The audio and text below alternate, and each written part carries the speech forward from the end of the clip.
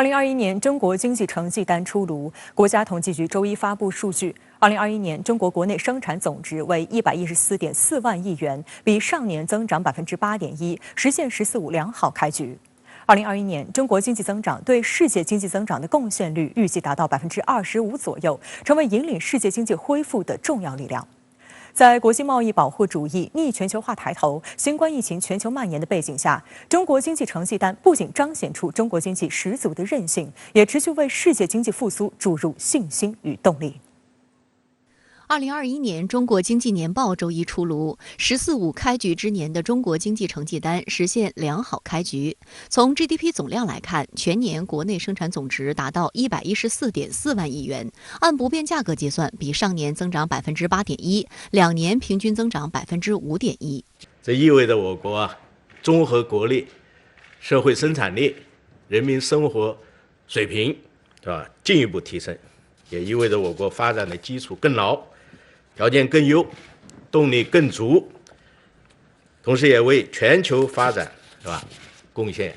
中国的力量。按年平均汇率折算，中国经济总量达17.7万亿美元，稳居世界第2，占全球经济的比重预计超过18%。据宁记者介绍，2021年我国经济增长对世界经济增长的贡献率预计将会达到25%左右，是引领世界经济恢复的重要力量。那值得一提的是，今天发布会会前的1小时，现场便已座无虚席，整场发布会持续了近2个小时，现场踊跃举手提问的不乏境外媒体。可以看出国际媒体对于中国经济发展的高度关注，也反映出中国经济在全球经济中的分量。另外2个重要数据也显示中国对于世界经济的重要性。2021年，中国人均 GDP 已经超过世界人均水平。初步测算，2021年世界人均 GDP 是1.21万美元左右，中国是1.25万美元。虽然尚未达到高收入国家人均水平的下限，但逐年接近。而2021年，中国外贸也是一路狂飙。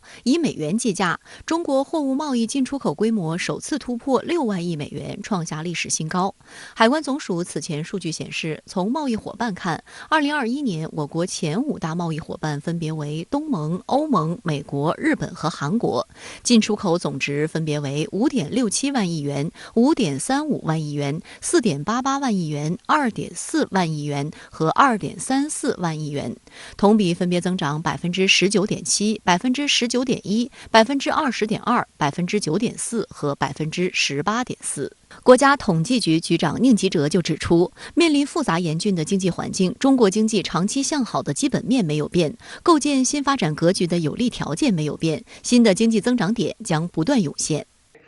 下一步，我国经济增长的动能不仅来自需求拉动3驾马车，而且来自供给的推动。不仅来自内需的扩大，而且来自外需的拓展；不仅来自消费的增长，而且来自投资的发展；不仅来自改革推进，而且要来自创新的带动。我们有信心、有底气，也有能力、有条件，保持经济持续健康发展。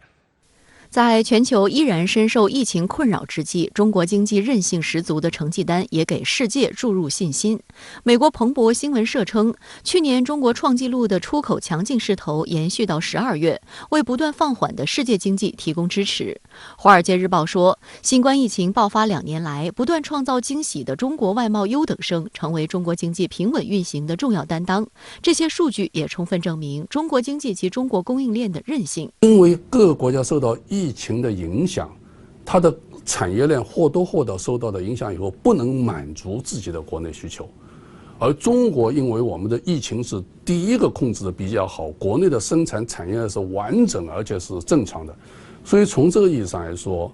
中国的贸易出口的强劲，其实是在这个21年支持了全球的经济的恢复，也支持了全球的人民能够把生活稳定下来，这个是中国去年对世界做出的最大的贡献。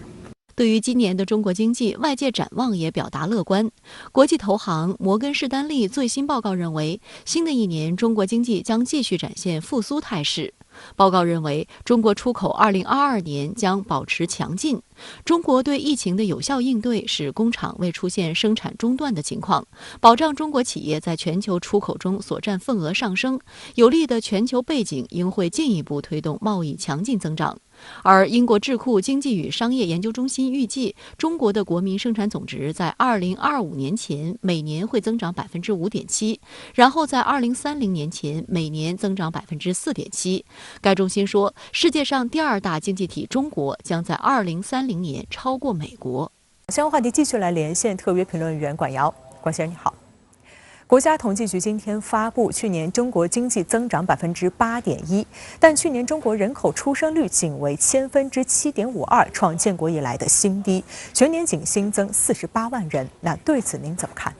今天林吉喆在回应记者就中国是否已经跻身全球高收入国家的提问时呢，就回答说，中国人均 GDP 已经升到1.255万美元，那么已经接近世行确认的高收入国家的门槛。那这个标准呢，去年有所调高，人均 GNR 也就是人均国民总收入增加到了1.2695万美元。但是呢，我相信按照这样一个发展势头，中国年内成为世行版高收入国家是大概率的事件，意味着中国呢将会彻底跨越所谓的中等收入陷阱。这呢是继彻底消除绝对贫困之后，又一项世界级的重大发展成就。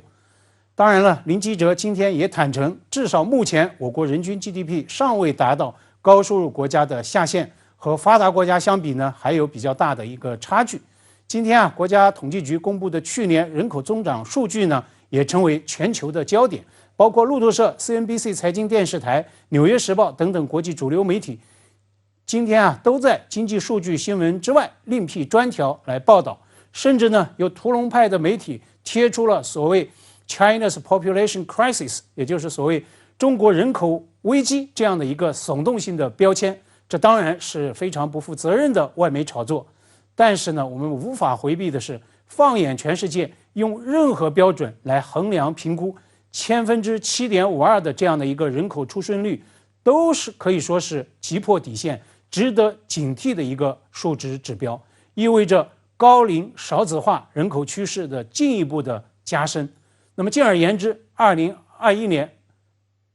会不会成为中国人口的一个见顶年，值得我们高度关切。中国新增人口已经连续2年跌破100万，那么如果出生率走低的这个趋势无法逆转，那么今明年乃至可见的将来，人口负增长会不会扑面而来？所以从这个意义来看，为中国的育龄人口创造想生、能生、敢生的政策激励和制度配套，已经是大国发展的刚需。好，谢谢管尧先生在线和我们分享您的观点，谢谢。